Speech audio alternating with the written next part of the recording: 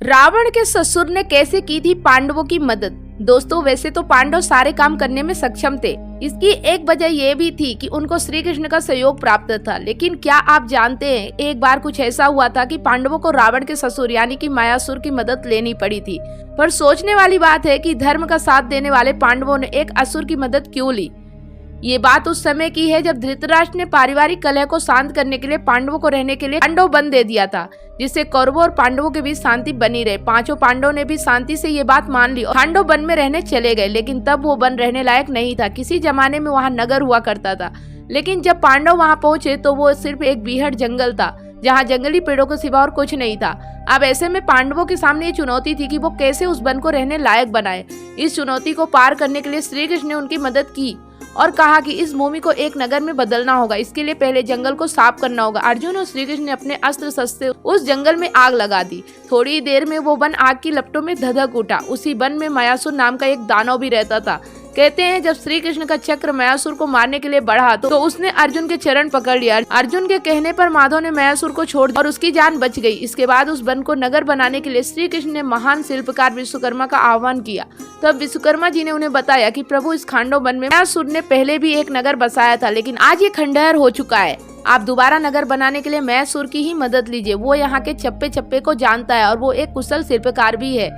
श्री कृष्ण और अर्जुन ने जब मायासुर से इस बारे में बात की तो वो तुरंत मान गया।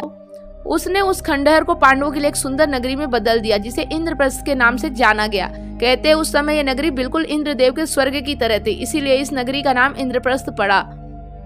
इसकी सुंदरता के चर्चे इतने ज्यादा थे कि कौरवों को इस बात से जलन होने लगी थी, क्योंकि ये नगरी मायासुर ने बनाई थी। इसलिए यहाँ कई ऐसी चीजें थी जिसे देखकर कोई भी धोखा खा सकता है। खासकर पांडवों का महल, वो तो इंद्रजाल जैसा बनाया गया था। इतना ही नहीं, मायासुर ने उन्हें दिव्य हथियार भी दिए, जिनका इस्तेमाल पांडवों ने महाभारत युद्ध में किया था। सबसे पहले मायासुर ने एक दिव्य रथ दिया जो बहुत तीव्र गति से चलता था और उसे कभी भी अचानक मोड़ा जा सकता था। आपको बता दे, वो रथ महाराज सोम का था। इसके बाद उन्होंने कौमुद गदा दी जो बहुत ही प्रचंड थी। कहते हैं वो गदा भीम के अलावा और कोई नहीं उठा सकता था। आखिर मायासुर ने अर्जुन को गांडीव धनुष और एक ऐसा तरकस दिया जिसके बाण कभी खत्म नहीं होते। मायासुर ने बताया, अर्जुन, ये धनुष बहुत ही खास है। इसे दैत्यराज वृषपर्वा ने महादेव की आराधना करके उनसे प्राप्त किया था। दोस्तों, जिस तरह विश्वकर्मा देवताओं के वास्तुकार थे, ठीक उसी तरह मायासुर असुरों के वास्तुकार थे। मायासुर को हर तरह की रचना करने का ज्ञान प्राप्त था। मान्यता है कि उस काल की आधी दुनिया की चीजें मंदोदरी के पिता यानी कि मायासुर ने ही बनाया था।